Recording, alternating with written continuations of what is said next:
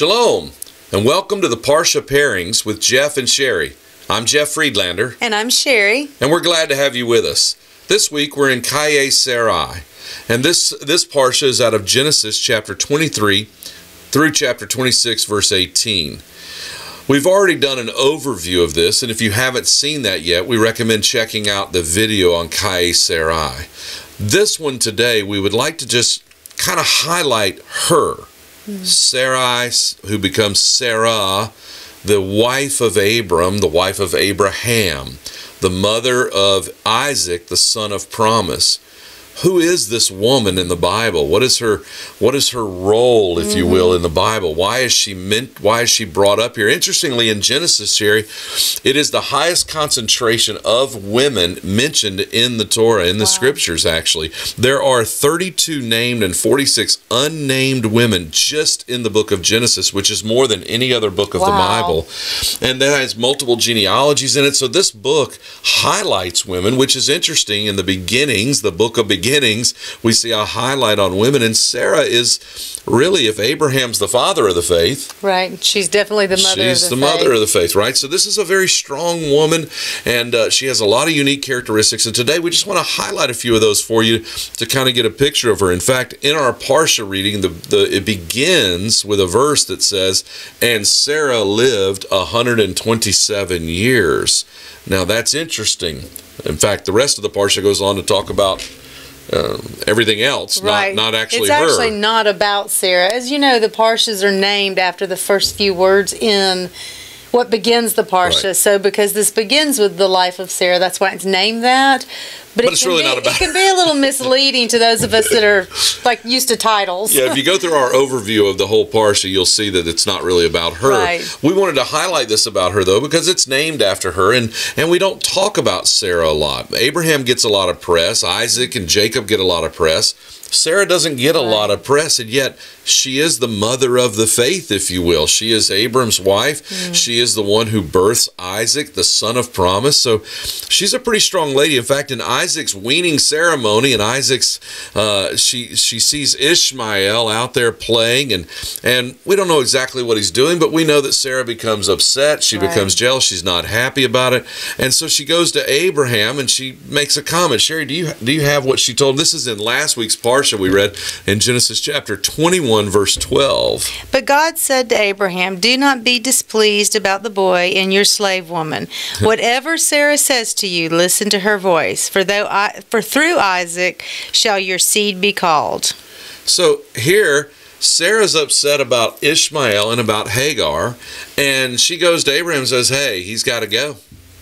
Got to go." Well, Abraham loves Ishmael, and he doesn't want to send his son away, so he goes to God, like pulling the ace card. And God says, "Hey, whatever Sarah says is what you need to do." She had great influence. She had huge influence. Of course, you think about the influence she does have. The reason she's dealing with Ishmael is because of her influence over Abraham. She had strong influence. That's exactly right. But it does kind of beg some questions. How do we account for her independent behavior? Why? This is a patriarchal society. It's ancient Egypt and ancient Israel. Before Israel's Israel, it's Canaan. It's a different land, and it's a patriarchal time. Women weren't afforded lots of rights. There wasn't a large number of women who carried strength and influence and what have you. So a little bit of digging, and you find out a little bit about maybe why Sarah is this way. She was from the same land as Abram was, Kasdim, and this is a Sumerian city, okay? And this is a cosmopolitan city. And if you think about where this is in what is modern-day Iraq, about 50 miles south of Baghdad. This is where this area was that she was from. And this was a very wealthy area, a cosmopolitan city, a city of great influence. And so this wasn't just a desert city. Yeah, we think of kind of some of these ancient cities as like small little tumbleweed places, but this is actually not that. This would be considered a peaking kind of metropolitan type of place, 4,000 years ago. They excavated a lot of this city in the 1920s and 1930s, and they found it had ziggurats, it had a whole temple complex, residential and commercial areas. They found a lot of tablets that indicated the religion was very polytheistic. There was a the populace, the people who lived there, believed they were blessed by the many gods. There's a lot of evidence of that. They had a royal cemetery, and they found treasures of gold and silver, bronze, all kinds of precious stones there. And they found thousands upon thousands of tablets that had cuneiform writing on them, and it had administrative information, literary information. So this was a well-structured city. Yeah, it was organized, political, had a lot of base to it.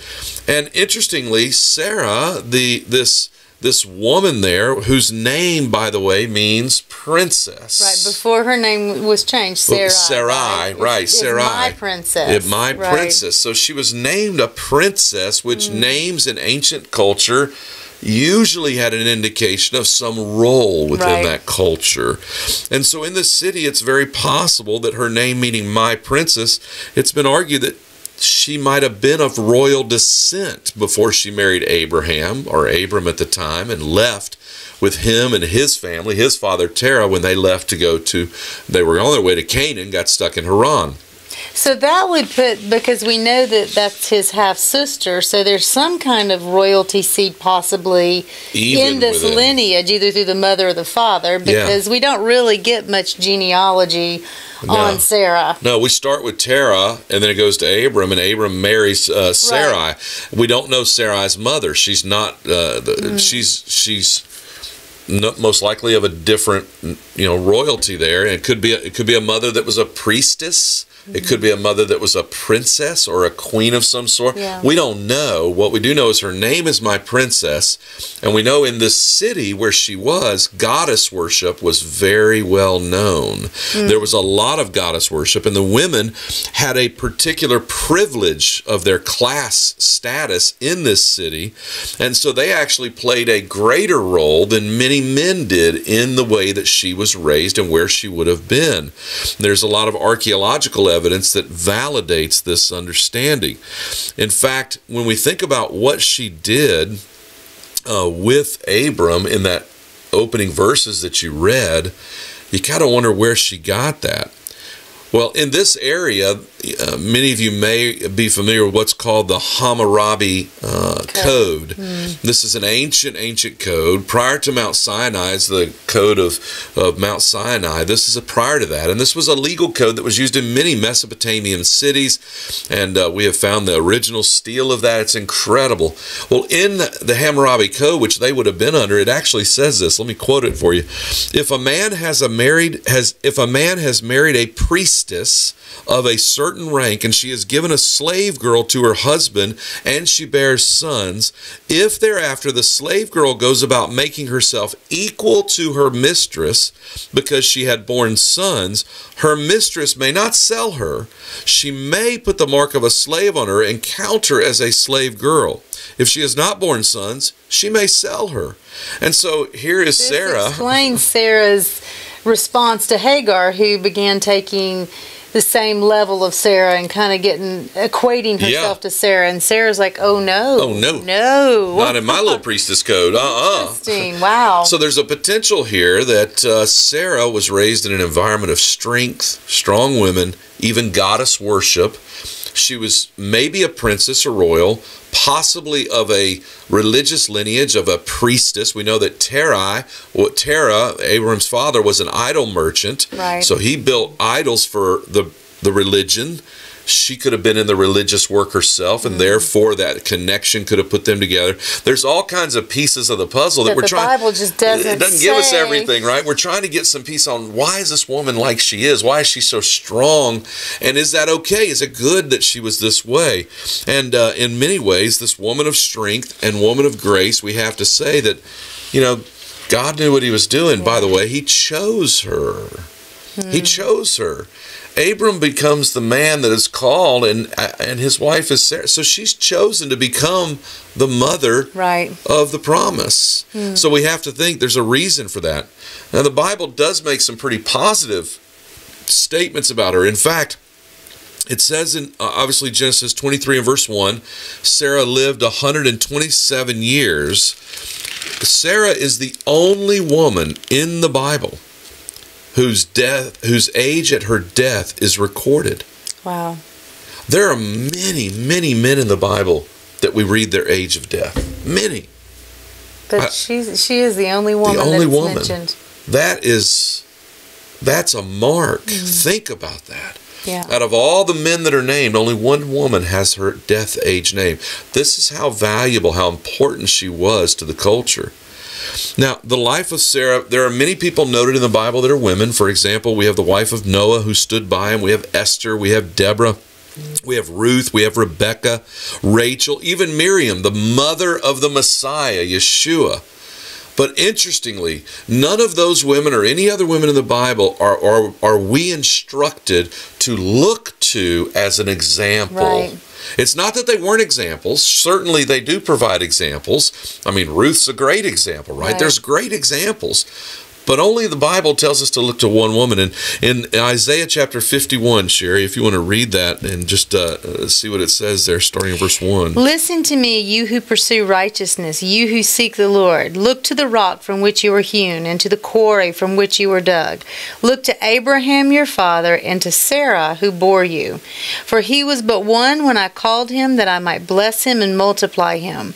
For the Lord comforts Zion. He comforts all her waste places and makes her wilderness like Eden, her deserts like the garden of the Lord. Joy and gladness will be found in her, thanksgiving and the voice of song. Now notice this. Not only does he say, Sarah who bore you, this promised seed, but then he links it and he says, the Lord comforts Zion. This is verse 3 of Isaiah 51. And it says he comforts her waste places, a connection in Hebraic thought between the woman who bore the promise, thus the promised land and the promised seed, and Zion, the promised land, the place where this would be done. Her waste places. And what was Sarai? She was barren. Makes her wilderness like Eden. In other words, she was nothing. She was barren. But he takes that wilderness and creates a garden out of it. He takes her desert, barrenness, and he makes a garden of the Lord. Her joy and gladness is found in her, and thanksgiving and the voice of the Lord. Interestingly, the name Isaac means what? Laughter. That's awesome. Joy and gladness is in her. It's in her because she is the birthplace of the seed, which becomes the promise in the Messiah eventually in the people. It's an incredible look to for us. 1 Peter does another look to. 1 Peter chapter 3, verse 3 through 6. Do not let your adorning be external, the braiding of hair and the putting on of gold jewelry or the clothing you wear, but let your adorning be the hidden person of the heart with the imperishable beauty of a gentle and quiet spirit, which in God's sight is very precious. For this is how the holy women who hoped in God used to adorn themselves, by submitting to their own husbands, as Sarah obeyed Abraham, calling him Lord. And you are her children if you do good and do not fear anything that is frightening. Sherry, what are your thoughts there that this woman, Sarah, is linked to this idea of the outward adornment not being the priority versus the indoor, and the linking of the understanding of Sarah? It says here, obeyed Abraham, calling him Lord, and then says to these ladies, Peter's talking to the ladies and says, and if you do these things, you're her children. I think the thing that struck me out of this, I mean, I agree with all of that, where obviously our inner man is what God cares about. He cares about the heart and the heart of a woman. But I think this struck me, if you do good and do not fear anything. Wow. That she clearly didn't have fear in the sense that she took control of things. Now, we look at that and go, that's wrong. She did have an apprehension, and so she took matters into her own hands. But when you think about how she lived, she had to leave what was comfortable to her to go with her husband to a land she didn't know. And if this is, this cosmopolitan city she leaves, this is where comforts are and all of the things of the comforts of life. And she leaves that to go to the wilderness. Well, then they land in Haran and sit there for a while, and then they leave. So I think there's this idea that she was willing to say, yes, I'll follow you, and what courage it had to take to overcome. I mean, I think about the pioneer women we study about in our American history. Yeah. These were not weak women. Right. You know, they had to be able to chop the wood, carry the wood, make the fires, hold those iron pots, hold down the fort when the husband wasn't there. And, you know, I think about that with these matriarchs, and especially with Sarah, just the journey she had to take and what she had to endure in a desert life. She chose to go, I trust. I trust, and I'm moving forward. And yet she kept this incredible strength about her. But also, I think what's fascinating about her is her character. While we see the realness of her rawness and some of the possible that didn't come out of her, you know, it's possible there was some in her still, but in that she still becomes this woman that is so connected to Abraham and so connected to Israel going forward that the Bible really wants us to kind of have a picture of her to follow. 2 places we're told, look to Sarah and this woman of God. So I think the last thing we would share with you today about her is simply this. One of the we can kind of draw out, particularly for the ladies today, that God wants you to look to her so you can see strength. That she's a strong woman. She endured, but she had strength of character to be obedient. She obeyed God's call. She walked with her husband and served her husband well. She loved her husband and she loved her children and she took care of her son. And she had a great character of heart about her. And we know that that's a beautiful quality. We also know that she was willing to be taken care of by Abraham. She was willing to follow him, even as strong as she was, this princess, priestess, whatever. Right. She was very strong, but she was willing to back down and say, I'm going to follow my husband. I'm going to do what God instructed. In other words, she understood whatever the divine order was. God communicated to her in some way that she clearly understood the divine way. And lastly, you know, she was a princess. She really was a princess. And I think to our culture today and to particularly young women today, I would say from a man's perspective, I think a beauty that could be there is in your language and your dress and the way you carry yourself. I'm reminded of my own mother, Sherry, that the way that she always carried herself, no matter whether she was impoverished or wealthy, no matter whether she was going through a stressful time, as she fought cancer multiple times, as she dealt with certain things in society and her own family that were challenging or difficult, and she had great blessed times and wonderful times. She carried herself with a way that made you feel like she was interiorly comfortable and confident. Right. And she always had an air of class about her. Your mom does, definitely. And that's kind of a princess quality. I also see that in my wife. No matter what we go through, I watch my wife walk through those moments of challenge, those moments of difficulty with a calmness that has a princess air that says, I'll not let the circumstance erase my shalom that is in God. And so you can look to Sarah, but you could also look to Sherry, and you could see an incredible woman of God who truly steps above the cut in many ways. Thank you. Sherry, you got anything you'd like to add to Sarah as we close this out? I do. I think having that background, it gives a little more punch and impact to this first sentence, this first part of the Parsha. Because it says, Abraham came to mourn for Sarah and weep over her. Wow. He clearly was not threatened by her. He was not put off by her. He came and he mourned and wept. This was not someone who said, well, I'm so sad she's gone. Well, I got to get to business. He mourned and wept.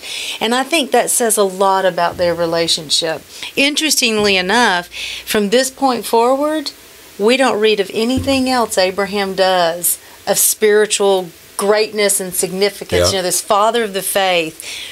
this connection that he has to Sarah, they were put together, knit together by God to be one, to accomplish That's right. the birth of the promise, the birth of the promised son. And it's almost as if there's this, I sense when I read that and you think in these terms of them as a couple, this mourning of just letting go and going, this is, bone of my bone, flesh of my flesh. And he takes great care to find the tomb to put her in, to purchase, and he pays an exorbitant amount. We talked about that in our last Parsha. Yeah.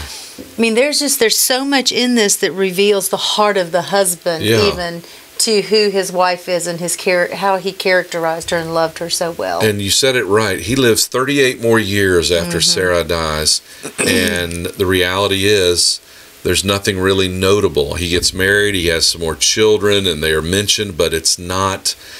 it's almost as though God blesses him to enjoy watching his children and grandchildren. Right. God gives him a fruitful life after she dies, and he gets to enjoy the fruit of the labor. But it's as if the work that he was called to do was with his wife and was complete. And now he gets to enjoy some of the fruit of that. It's a beautiful love story. And she's a great woman, and I'm blessed to have a great woman with me.